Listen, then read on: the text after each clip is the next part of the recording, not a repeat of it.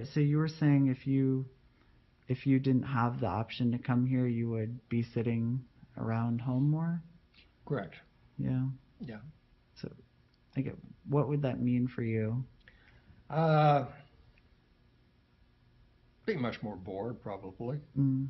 and you lose contact. I have a good group of neighbors, but of course they all have their own interests in that, so that type of thing. Um, but that would be the big thing. You just and I'm now to the point where my reading where it's all on a Kindle or something of that nature, because I can control the lighting and font size and so on that you can't do just by strictly with a book or a magazine. Excuse me.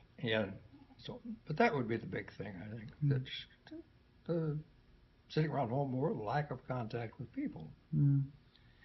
And I can see where, for a lot of the people that come here, I don't know that much about individual circumstances necessarily, but fortunately, I'm in a position where, in fact, people here sometimes come in about being gone a lot. Of course, my family's scattered around, and go here and there, and kind of go when I want to, but an awful lot of them can't. Mm-hmm. Because don't have that capability, or both either physically or financially to do it. And the other thing that's kind of well, this comes out of a comment that a woman from the Chamber of Commerce made after the meeting about always looking for reasons people might want to live in Platteville and so on. That there's probably an intangible benefit to the city beyond the direct services to seniors, and that is that, like I say, over the past several years, I personally feel that Platteville is a very senior-friendly town because of the center, because of the transportation options and so on. And very honestly, if all of those things did not exist, I probably would be living someplace else.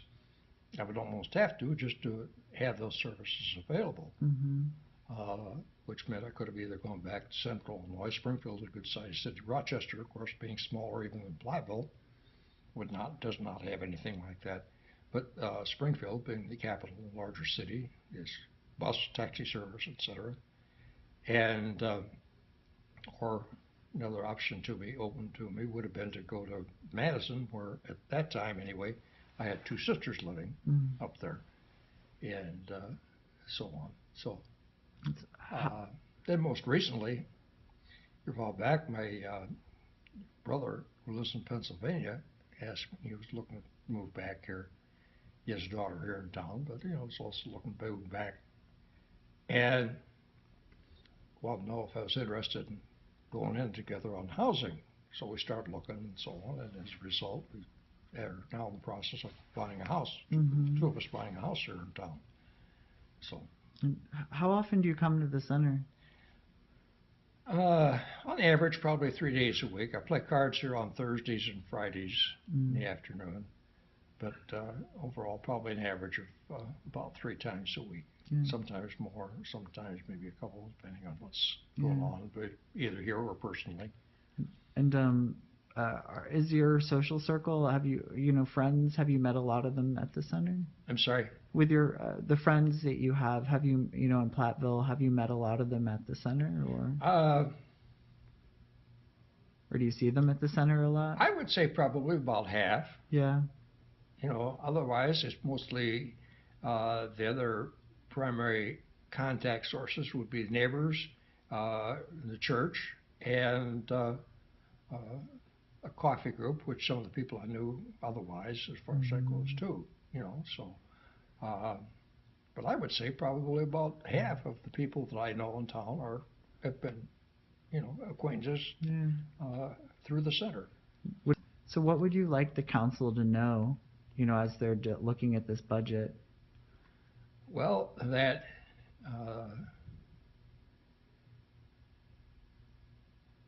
with the cuts that have been announced for next year potentially and for the following year, it almost to this point where the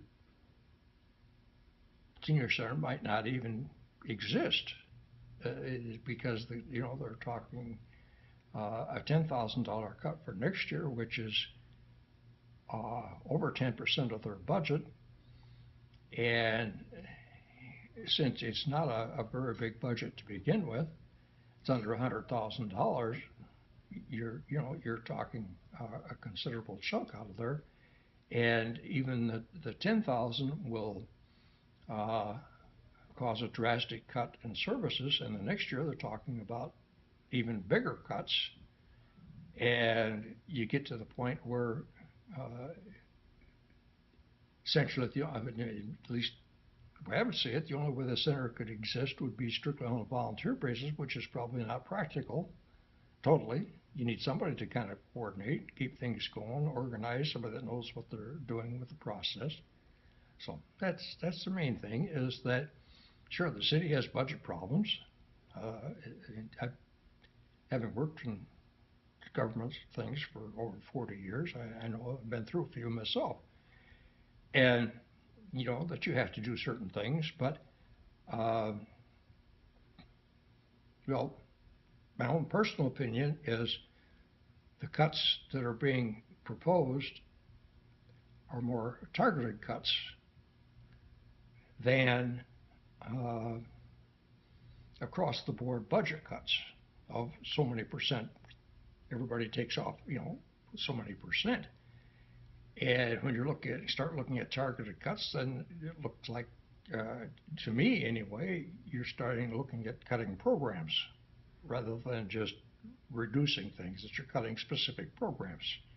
And that's obviously, personally, that's just the way it starts to look to me. Mm-hmm.